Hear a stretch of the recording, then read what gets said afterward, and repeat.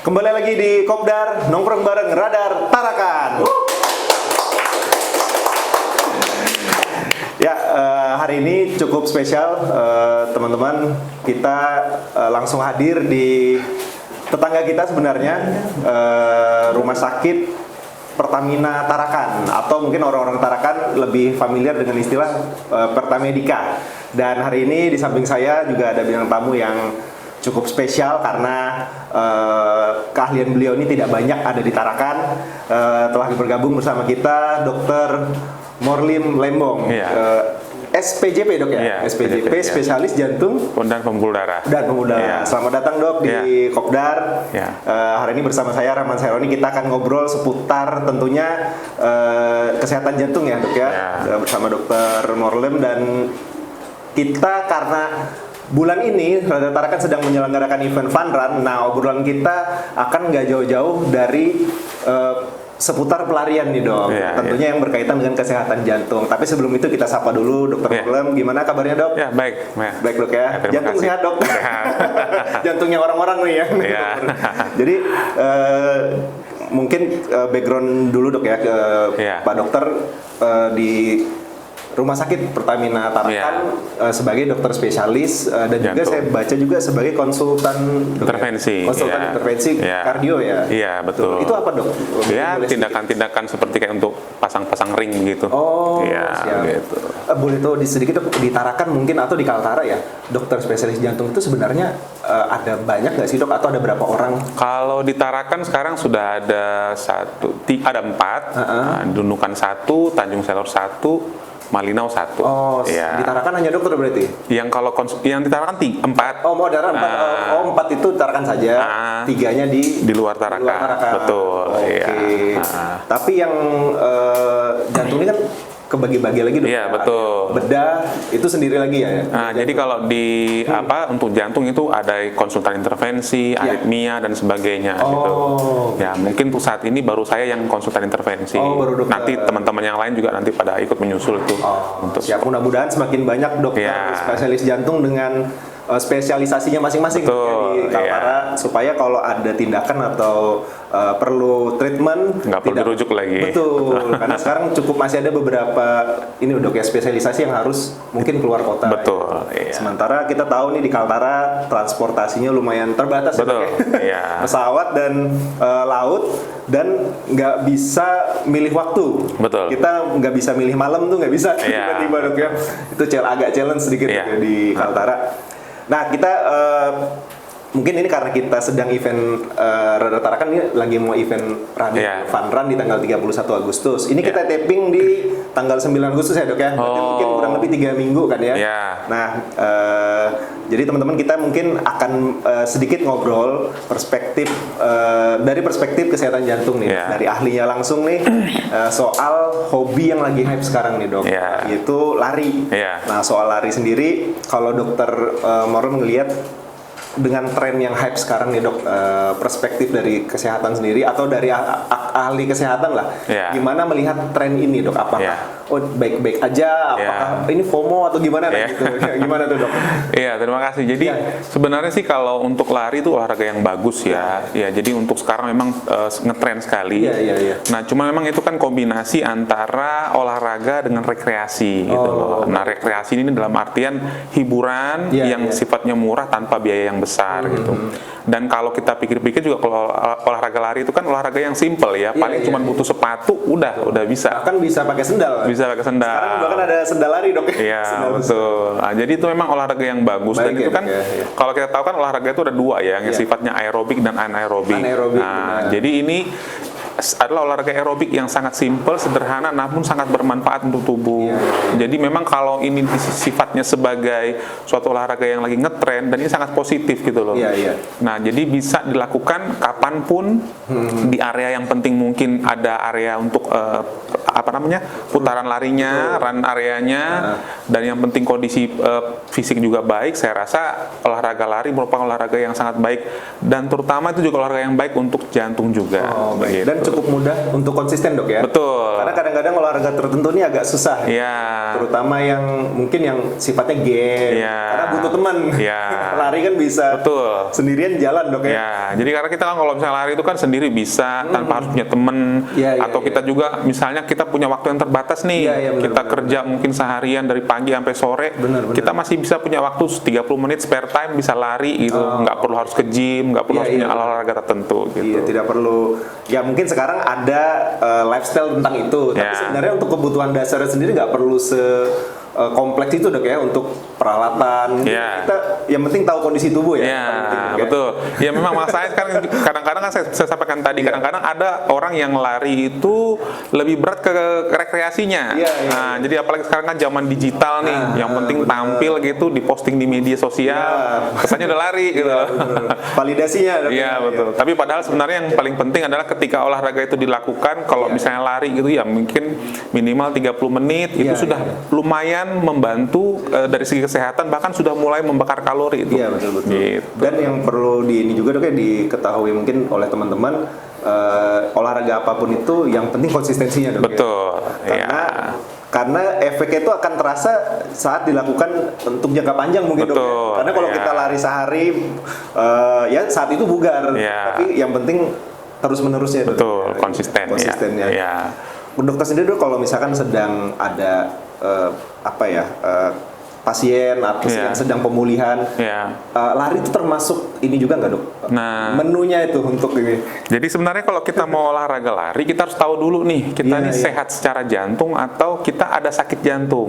Karena nanti menunya akan berbeda. Oh, baik. Pada orang yang mungkin yang tanpa sakit jantung atau dalam hal ini orang yang sehat, itu mungkin dia mungkin dia pertama mempertimbangkan dulu yang namanya apakah dia sering olahraga atau tidak.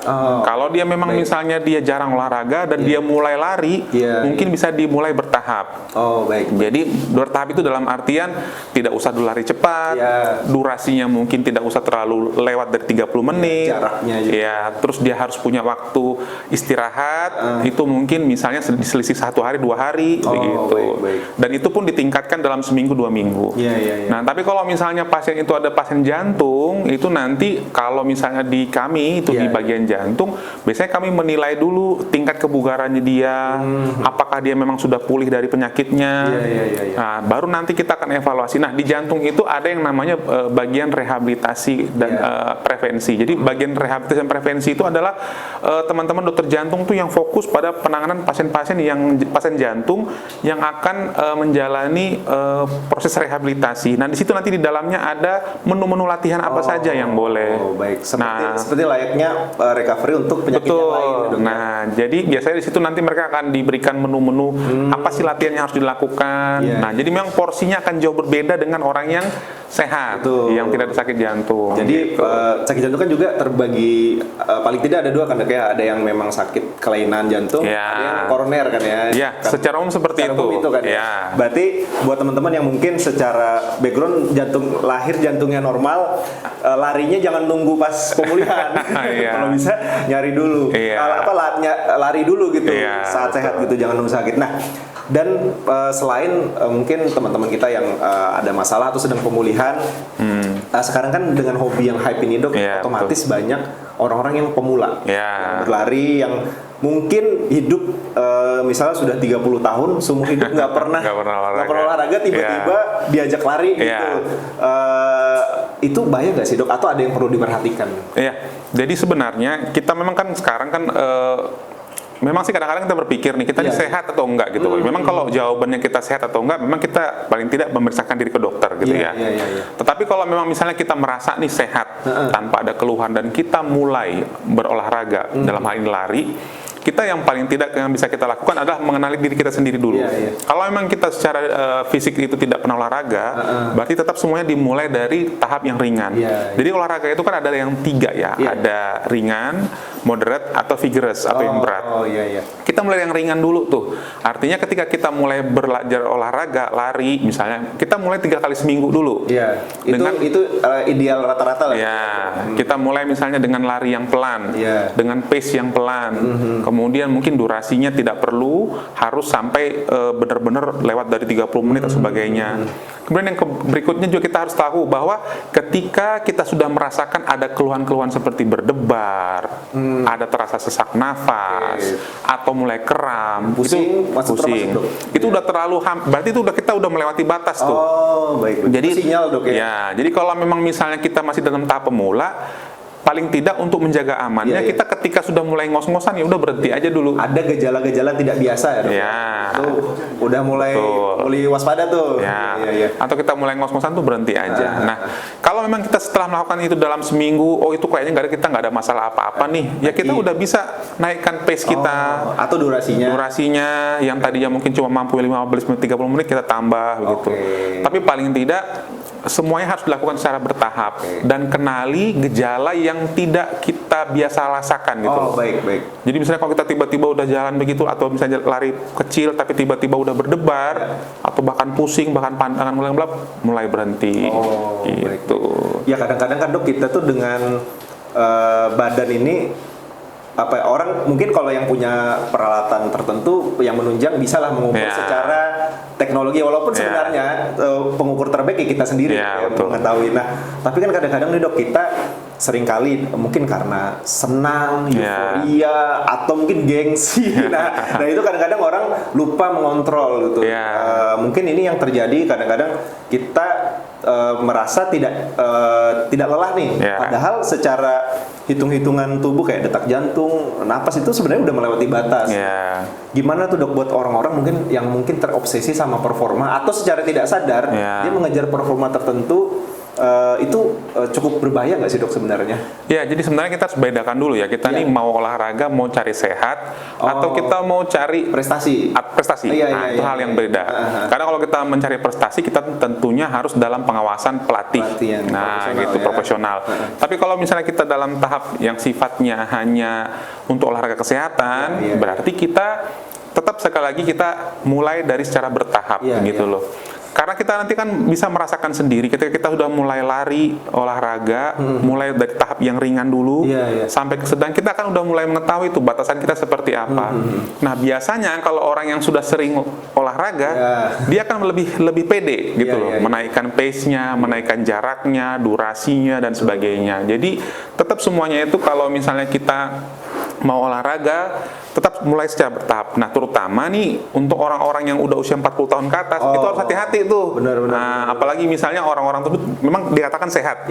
Tapi kalau ternyata dia sebenarnya selama ini udah ada hipertensi, udah ada kencing manis misalnya. Cuma tidak pernah mengukur saja. Nah, kalau ada kelompok-kelompok orang seperti itu udah harus lebih hati-hati lagi. Lebih baik mungkin periksakan diri dulu untuk mengetahui. Nah, dalam hal-hal seperti itu kita bisa periksa, kemudian kita akan bisa menilai kebugaran dia. Karena kalau di ilmu kedokteran jantung itu kita bisa menilai kebugaran seseorang, terus nanti kita akan tuliskan tuh resep latihannya apa, mulai latihannya apa, nanti terus berapa durasinya, kemudian kita akan bisa tentukan nanti dia berapa jauh dia bisa melakukan latihan tersebut begitu. Berarti untuk orang yang mungkin baru memulai olahraga atau ingin berencana mencoba level tertentu, sebaiknya memeriksakan diri itu. Nah, itu sering kali diremehkan kan, Dok? Betul. Padahal kan mungkin untuk orang yang baru 30 tahun terus baru mulai olahraga, mungkin MCU misalnya mungkin itu cuma dia perlu lakukan sekali aja betul. Untuk 10 tahun ke depan. Betul. Benar sekali. Sementara itu penting banget. Penting sekali. Orang kan ngelihat MCU ntar budgeting segala macam. Padahal itu investasi awal kan sebenarnya, Dok, ya. Jadi kan memang kalau yang paling simpel itu kalau kita di MCU itu kita lakukan treadmill tuh. Dari treadmill tuh kita bisa menilai kebugaran orang gitu loh. Terus nanti porsi latihannya seperti apa. Itu memang mengeluarkan biaya, tapi paling tidak itu bisa seperti tadi dibilang kita akan bisa menentukan dalam 10 tahun ke depan seperti apa. Bisa. Bahkan kalau di rata-rata misalkan kita MCU mungkin 1 juta misalnya, atau dibagi 10 tahun kan itu kecil sekali sebenarnya. Padahal kalau beli gear lari nggak disayang-sayang. Bisa sampai jutaan juga harganya. Nah, sampai nih, Dok, saya ini kan termasuk dulu pernah atlet gitu, walaupun porda ya. Saya ini termasuk yang orang kalau lari heart rate-nya gampang tinggi. Tapi saya merasa baik-baik aja. Nah, mana nih dok yang harus saya utamakan gitu? Misalkan saya tahu-tahu udah anaerobik. Tapi menurut saya masih bisa ngobrol di level itu. Nah, itu gimana dok menyikapi anomali ya mungkin ya dok ya, gitu. Jadi sebenarnya kalau kita lari itu kita memang juga harus mengenal yang namanya heart rate maksimum ya.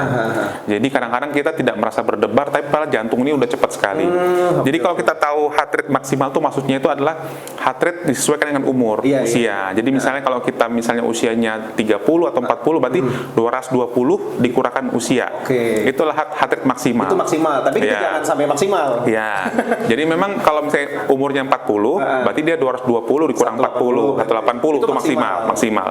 Tapi biasanya kita akan memproyeksikan kalau misalnya olahraga tuh kalau bisa 85% aja dari maksimal tadi. Dari 180 tadi kita kalikan 0,85 dapatlah di situ sebenarnya heart rate maksimalnya. Ini 160-an itu udah tertinggi dok ya? Sesuai umur berarti. Nah, jadi dengan kita olahraga, kita tahu heart rate maksimal berapa, itulah targetnya. Cuman yang paling penting begini sebenarnya. Kalau orang yang jarang olahraga, heart rate maksimal itu akan cepat tercapai. Iya betul. Jadi misalnya nih dalam 10 menit atau dalam 9 menit dia dengan kecepatan yang konstan atau bahkan ditingkatkan, itu kadang-kadang dia dalam baru 7 menit aja udah naik tuh, udah heart rate maksimal udah tercapai. Istri saya gitu dok. Padahal lebih muda 5 tahun. Nah, dia lari nih PES 8 misalnya. Itu udah zona 4 tuh.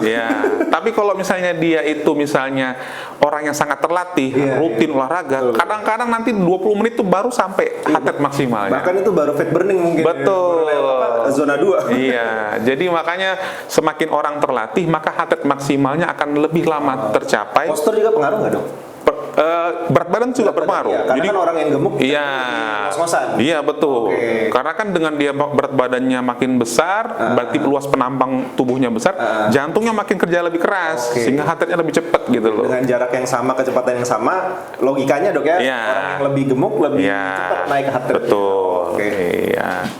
Dan untuk obsesi atas performa itu berlaku juga mungkin nggak cuma di lari dok ya. Misalnya kayak angkat beban misalnya. Sama. Angkat beban kan orang kadang obsesi sama berat, mau nyari personal base. Kalau di lari kan personal base-nya PES tuh.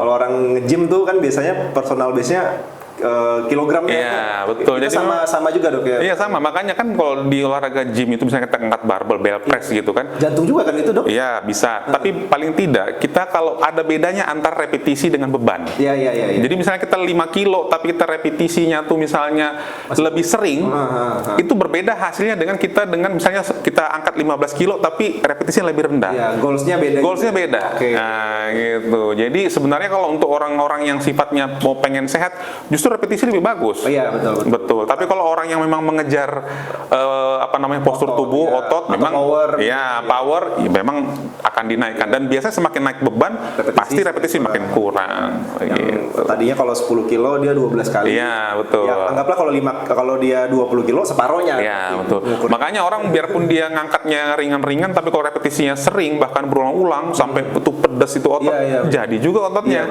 Gitu. Karena ada juga kan kalau di latihan beban ada ini juga dok, hypertrophy juga tuh, diperlambat atau pokoknya dikasih challenge lebih lah intinya. Nah, saya ini kan juga exercise-nya kan juga gym juga nih dok. Mungkin teman-teman juga banyak yang sama karena kalau main yang game itu udah agak rentan cedera lah ya. Nah, saya itu kan suka ngukur heart rate juga. Kalau gym, lari juga ngukur. Cuman kalau pas gym itu kecenderungannya heart rate lebih kecil. Padahal ngos-ngosan udah. Nah itu apa yang terjadi sebenarnya sih dok? Ya kan kalau kita kalau olahraga gym itu kan ada yang namanya refleks ini ya, refleks ngeden ya. Refleks ngeden itu tuh yang disebut sebagai refleks bradikardi. Jadi kadang-kadang makanya orang kadang-kadang kalau misalnya kita lihat para gymmer itu, rata-rata detak jantungnya lambat karena mereka sering ngeden. Jadi kalau ngangkat pun pasti ngeden. Akhirnya ada refleks lah dari otak ke jantung membuat detak jantungnya lebih slow. Padahal secara limit udah harus udah maksimal gitu misalnya. Enggak juga, cuman yang penting memang karena ada refleks yang sifatnya itu sebenarnya normal.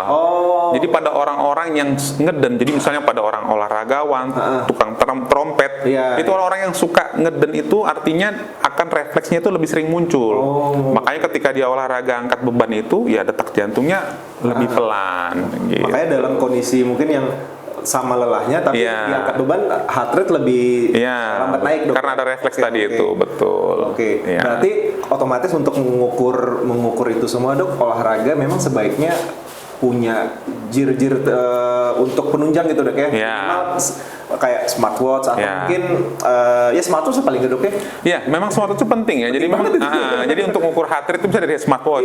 Itu saya juga udah beberapa kali ngomong sama pasien itu kalau mau olahraga supaya tahu heart rate maksimal tadi atau 85% dari heart rate maksimal tadi pakai smartwatch.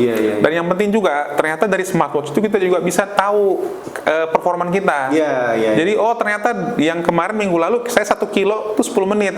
Sekarang saya 1 kilo itu rekor katanya 7 menit gitu lah misalnya. Jadi itu bisa menilai performa kita juga gitu loh. Sama kan kalau kita smartwatch otomatis kan heart rate terukur. Kalau sinkron sama aplikasi di handphone misalnya kan itu bisa ngukurin dok ya apa VO2 max itu.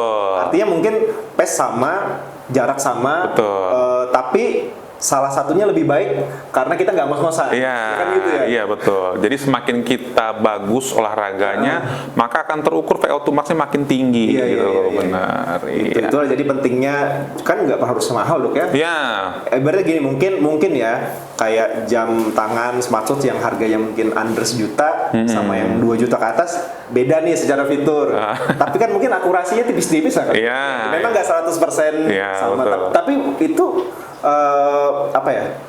perbedaan itu nggak masalah kan dok ya, artinya akurasi itu kecuali memang terlalu jauh ya dok.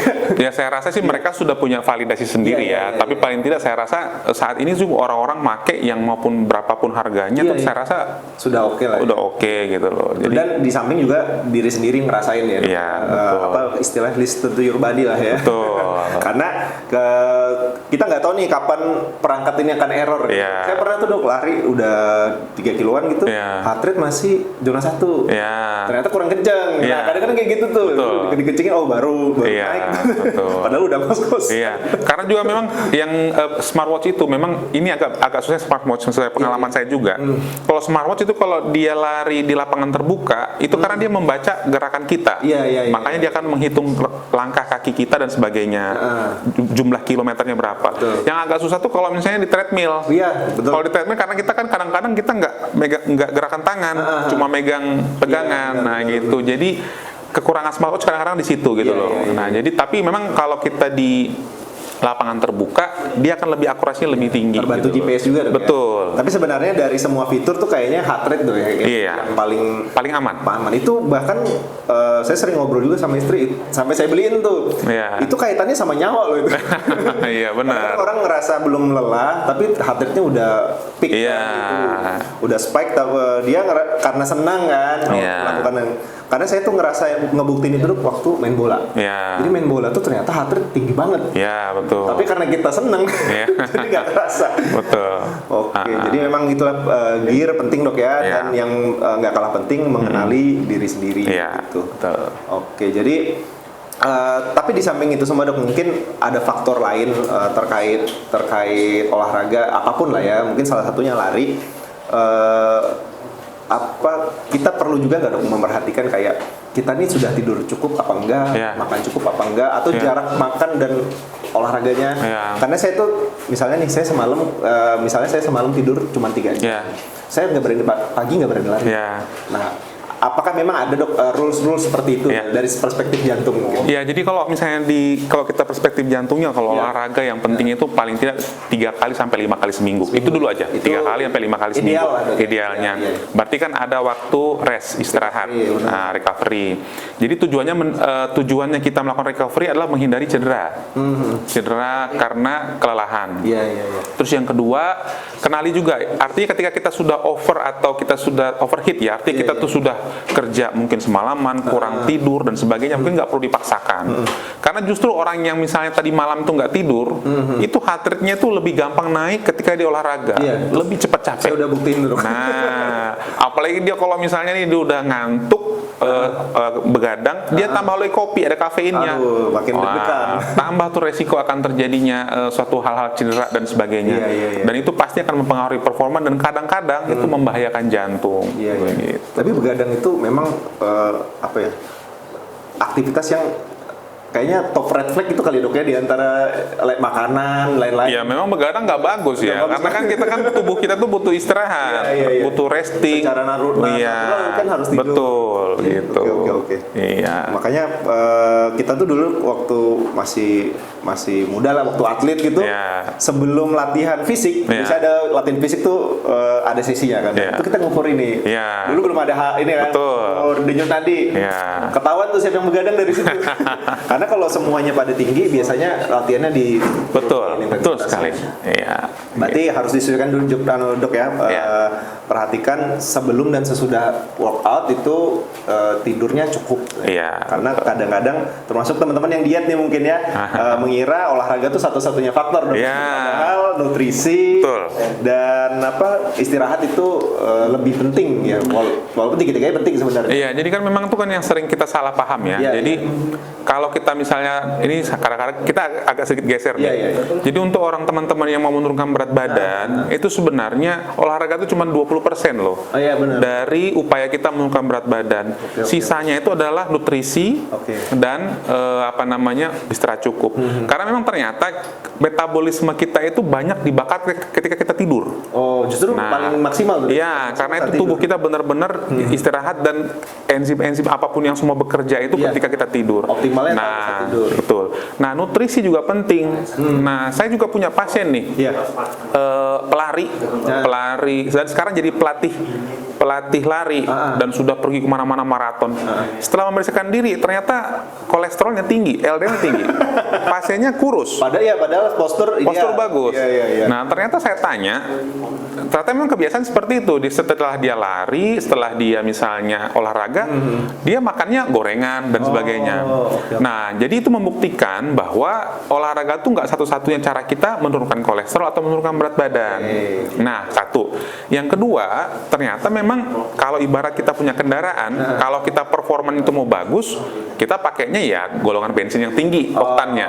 Sama dengan kita olahraga nih. Nutrisi. Iya, nutrisi yang baik. Nah, artinya ketika kita sudah mau menurunkan berat badan dan kita berencana olahraga, maka nutrisinya penting. Nutrisi penting artinya kita high protein, low karbo. Nah, karbonya ini maksudnya adalah low karbo itu artinya low karbo yang sifatnya itu yang simplex ya. Jadi kita hindari tuh yang karbo-karbo sederhana tuh, tepung dan sebagainya, apalagi digoreng. Utamakan karbo kita adalah karbo-karbo yang kompleks. Artinya seperti yang karbonya itu benar-benar masih utuh gitu, dari alami, singkong, labu dan sebagainya, kentang. Nah, dengan kita memakai nutrisi yang bagus tadi, maka itu akan membantu menurunkan menurunkan berat badan. Kemudian itu juga sebagai sumber energi yang bagus untuk tubuh kita dan pasti akan mengurangi resiko cedera. Banyak orang olahraga, lari, udah kuat ngelarinya dan sebagainya, itu gampang cedera. Gara-gara apa?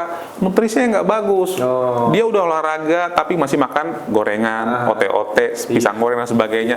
Itu akan mempengaruhi performance-nya. Berarti memang, Dok, ya, untuk kayak kondisi gula darah atau kolesterol itu kadang-kadang nggak kelihatan dari postur, Dok, ya? Nggak kelihatan. Bisa mungkin ada orang yang diabetes nih, mungkin kategori diabetes, tapi dia nggak gemuk tuh ada, Dok. Iya, jadi kan itu kan mau dibilang gula darah atau mau dibilang kolesterol kan sesuatu yang beredar di dalam darah. Berbeda hal dengan lemak gitu kan. Nah, jadi makanya tetap nutrisi itu paling penting. Artinya ketika kita mau menurunkan berat badan, menjaga kesehatan, nomor satu nutrisi dulu. Istirahat. Nah, bahkan latihan itu cuma 20%. Betul. Secara kontribusi lah. Cuman kadang makanya ada nih orang olahraga seminggu mungkin 14 kali, Dok. Nggak turun-turun berat badannya. Nggak turun-turun. Karena makannya sembarangan. Tidurnya kurang. Ya, istilahnya tuh sekarang kalau bahasa keren tuh real food ya. Jadi semakin kita makan real food, maka nutrisinya bagus, performanya akan bagus. Semakin minim pengolahan, Dok. Betul. Dan bahannya sehat, pada dasarnya bahan yang sehat. Betul. Oke, kalau yang sudah diawetkan, diolah berkali-kali. Apalagi yang sekarang ini, Mas, ya, kita yang paling sering itu adalah bahan-bahan yang dari bahan terigu. Wah, itu terigu itu adalah satu sumber yang, ya, terigu itu simplex ya. Jadi terigu itu adalah suatu karbohidrat yang dirubah sampai sesederhana mungkin. Makanya ketika orang makan gorengan, makan roti, makan kue dari bahan terigu, cepat lapar. Karena di dalam tubuh tuh langsung dirubah jadi gula. Iya, karena dia udah habis diolah dulu. Beda hal kalau kita makan singkong, makan ubi, itu lama kenyangnya. Karena dia kompleks gitu. Pernah ada insiden olahraga harian atau mungkin lebih bahaya lagi saat race gitu kan. Kan kalau saat event running itu orang ngejar performa. Nah, mungkin nih, Dok, ya, ada yang kejadian tumbang atau mungkin seburuk-buruknya meninggal dunia pada saat berolahraga lari misalnya. Itu sebenarnya yang terjadi apa sih, Dok? Makanya saya sampaikan tadi, ketika kita udah mulai usia 40 tahun, itu harus waspada. Satu. Yang kedua, kita juga harus tahu yang pertama, kita harus waspada yang namanya resiko family history. Jadi kalau memang ternyata keluarga kita, ini terutama yang usia muda nih, usia muda itu berarti 40 tahun ke bawah. Kalau kita misalnya punya riwayat keluarga yang meninggal mendadak di usia muda, itu hati-hati. Atau misalnya di keluarga ada yang bawaannya tuh pingsan berulang-ulang, itu harus hati-hati. Artinya hati-hati itu begini, kalau kita sudah tahu begitu, kita mboknya periksa dulu. Nah, itu dulu. Jadi untuk orang-orang seperti itu, misalnya ada riwayat, oh saya punya dulu keluarga umur 30 meninggal mendadak.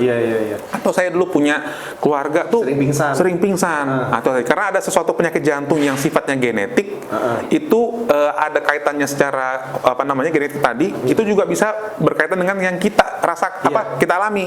Nah, itu satu.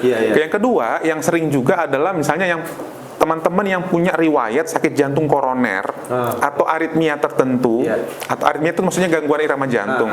Nah, tapi intinya adalah ketika kita sudah mulai ada tahu sakit darah tinggi, kencing manis dan sebagainya, penyakit-penyakit yang sering itu, kita paling tidak harus memeriksakan diri dulu. Kita ini layak nggak ikut olahraga lari yang seperti itu, gitu. Nah, jadi kita terhindar dari resiko misalnya yang tadi disampaikan ketika olahraga meninggal mendadak. Karena ternyata memang banyak kasus untuk yang namanya olahraga, baik olahraga lari ataupun olahraga yang sifatnya yang lain-lain itu kaitannya dengan henti jantung mendadak. Makanya kalau udah ada henti jantung mendadak, apalagi kalau misalnya tiba-tiba pingsan, kan tuh banyak tuh yang cuma dikipas-kipasin, cuma dipukul-pukul. Antisipasinya tuh, Dok, kadang-kadang kita dikerumunin, dia mungkin butuh ruang. Gitu. Memang kalau kita di daerah situ nggak ada tenaga atau nakes yang terlatih, mending udah langsung bawa ke rumah sakit. Apalagi kalau kayak Tarakan kan deket aja. Dekat semua nih. Betul. Larinya juga deket-deket sini.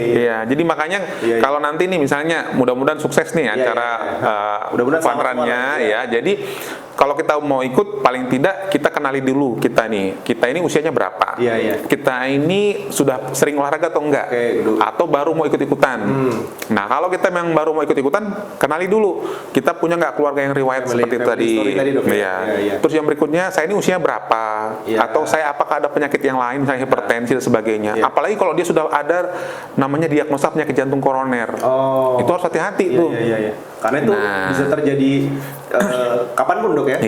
Begitu sudah punya riwayat itu Atau penyakit jantung apapun. Jadi intinya lebih baik kenali dulu yang ada dalam kita ini gitu sebelum kita melakukan itu. Nah, yang berikutnya lagi, kalaupun memang nanti misalnya kita pengen nih merayakan memeriahkan.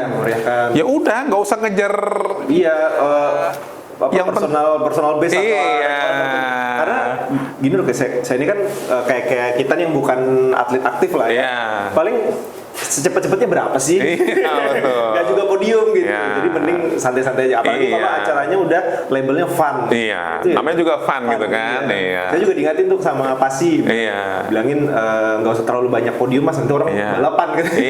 Benar. Soalnya kalau balapan resiko kenapa-napanya gede nih. Jadi mending fun aja. Bener deh, udah deh. Kalau yang untuk yang ngejar ini ya udah yang memang atlet aja gitu kan. Tapi kalau yang untuk yang kita ya memeriahkan. Kemarin ada tarakan itu Pak waktu konsul sama waktu buka pendaftaran pertama tuh banyak request master dong, master 40 plus.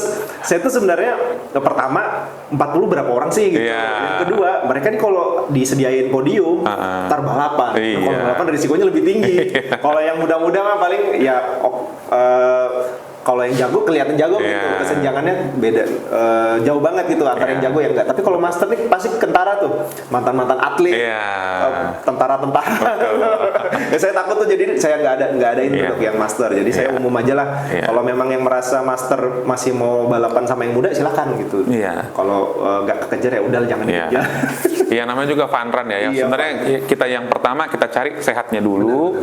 Masalah finish atau enggak itu urusan belakang. Yang penting kita ikut olahraga. Yang kedua yang penting keamanannya, safety-nya. Baik untuk kita yang sebagai pesertanya maupun dari panitia. Jadi intinya tadi kita mau olahraga nih, ya udah pakai smartwatch, kenali heart rate kita berapa.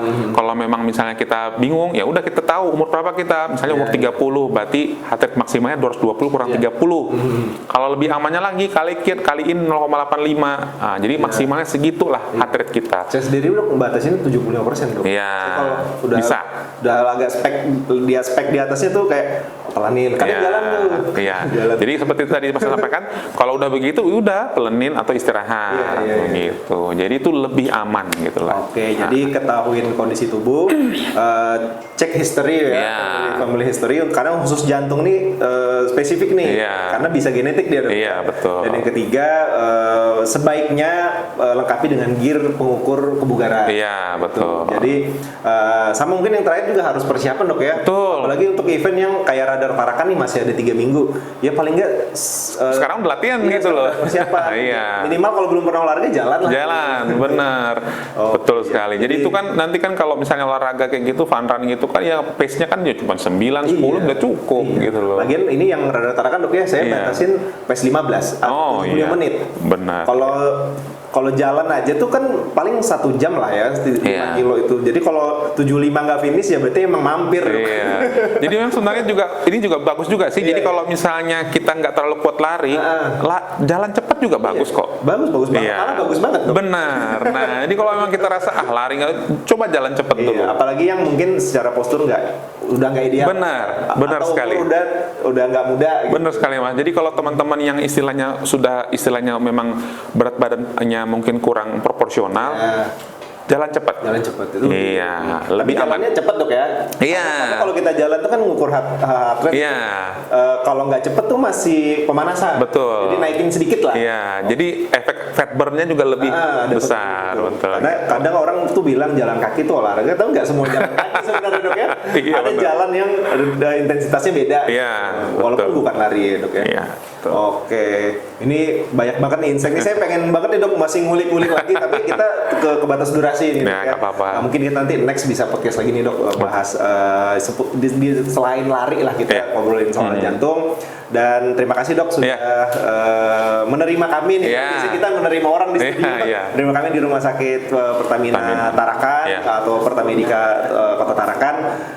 Dan buat teman-teman yang mungkin belum dapat slot Radar Tarakan Fun Run 2025 yang berlangsung 31 Agustus masih bisa mendaftar offline. Mungkin setelah video ini tayang online sudah kita tutup deh. Gitu. Offline nanti dan di formulir itu kita udah kasih tahu juga dok pernyataan dia sehat dan risiko segala macam. Jadi ketahui dulu dirinya semampu apa. Kalau memang silahkan gabung karena nanti banyak hadiahnya. Ini kita ada invitation juga buat teman-teman Rumah Sakit Pertamina Tarakan. Baik. Terima kasih dok sudah join di Kopdar di episode berapa nih? Udah banyak. Itu udah episode keberapa? Tapi kita akan senang dok main ke Rumah Sakit Pertamina karena di sini banyak narsum ya. Saya rasa ulasannya itu sangat dibutuhkan termasuk dari Dokter Morlem terkait kesehatan jantung. Terima kasih buat teman-teman Kopdar yang sudah menyaksikan talk show ini atau podcast ini dan kita sampai jumpa di Kopdar edisi berikutnya. Terima kasih. Terima kasih dok ya.